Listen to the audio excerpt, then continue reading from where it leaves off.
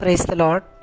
ఈ ఉదయకాలం పరిశుద్ధ గ్రంథంలో నుంచి ఒక మాట చదువుకుందాం. 118వ కీర్తన 8వ వచనాన్ని చదువుదాం. మనుషులను నమ్ముకొనుట కంటే యెహోవాను ఆశ్రయించుట మేలు, రాజులను నమ్ముకొనుట కంటే యెహోవాను ఆశ్రయించుట మేలు.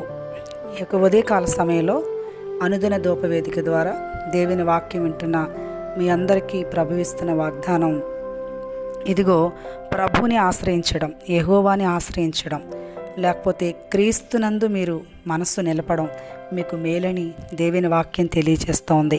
చాలాసార్లు పరిస్థితులు ప్రతికూలంగా ఉన్నప్పుడు, జీవితంలో కష్టాలు, బాధలు, శ్రమలు, నిందలు, అవమానాలు కలుగుతున్నప్పుడు మనుషుల యొక్క దృష్టి ఏ మనిషి సహాయం చేస్తాడో, ఏ మనిషి ద్వారా మనం మేలు పొందుతామని మనుషులు ఆలోచిస్తూ వెతుకుతూ ఉంటారు. అలాగే చాలాసార్లు జీవితంలో ఎదురవుతున్న పరిస్థితులను బట్టి కొన్నిసార్లు అధికారుల వైపు, రాజుల వైపు, ప్రధానుల వైపు, గొప్పవారి వైపు మనుషుల యొక్క మనస్సు మళ్ళుతూ ఉంటుంది. కానీ చాలాసార్లు మానవ జీవితంలో అలాగా మనుషుల్ని ఆశ్రయించి ఎంతోమంది వారి జీవితాల్లో ఓడిపోయిన వారిగా, సిగ్గుపడిన వారిగా, అనేకసార్లు వారి జీవితాల్లో ఎలాంటి ఫలితం లేని వారిగా వారి జీవితంలో మనం ఎన్నోసార్లు గమనిస్తున్నాం.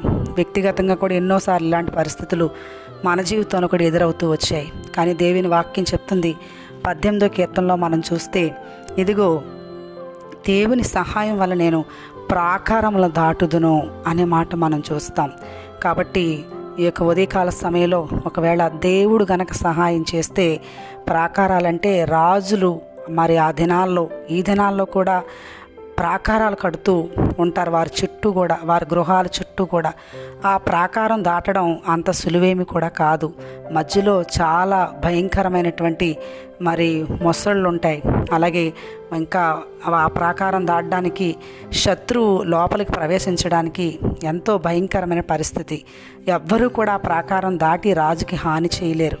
కానీ ఒకవేళ ఇదిగో దేవుడు గనక సహాయం చేస్తే అలాంటి ప్రాకారాలు కూడా మనం దాటిపోతామని బైబిల్ చెప్తా ఉంది. ఒకవేళ మీ జీవితంలో ఎదురవుతున్న పరిస్థితుల్లో ఇంతవరకు మనుషులను నమ్మి, రాజులను నమ్మి, బంధువులను నమ్మి, మీ చుట్టూ ఉన్నవారిని నమ్మి, లేకపోతే మీకు బాగా తెలిసిన వారిని నమ్మి మోసపోయారేమో, బైబిల్ వాక్యం సత్యం. ప్రభుని ఆశ్రయించండి, దేవుని తట్టు చూడండి, మీ జీవితాల్లో మేలు జరుగుతుంది. 2వ రాజుల గ్రంథం 4వ అధ్యాయంలో చూస్తే, ఆమె జీవితంలో ఎంతో భయంకరమైన అప్పుల బాధలో ఉన్నప్పుడు ఆమె దైవజనుడిని సంప్రదించినప్పుడు తామే, ఆమె పిల్లలు కూడా తమ బ్రతుకు కాలం అంతా కూడా జీవించినట్లుగా ఆ దైవజనుడు వారిని నడిపించినట్టుగా చూస్తాం. కాబట్టి దేవుని సహాయం దేవుని సేవకుల ద్వారా, వాక్యం ద్వారా, ప్రార్థన ద్వారా ప్రభు వల్ల నిశ్చయంగా మీరు పొందుతారు. అలాంటి కృప వింటున్న మీ అందరికీ ప్రభు అనుగ్రహించాలని కోరుతూ, ప్రభు మిమ్మల్ని దీవించాలని ఆశిస్తూ ఈ మాటలు ముగిస్తూ ఉన్నాం. ప్రభు మిమ్మల్ని నిండారులుగా ఆశీర్వదించునుగాక. ఆమెన్.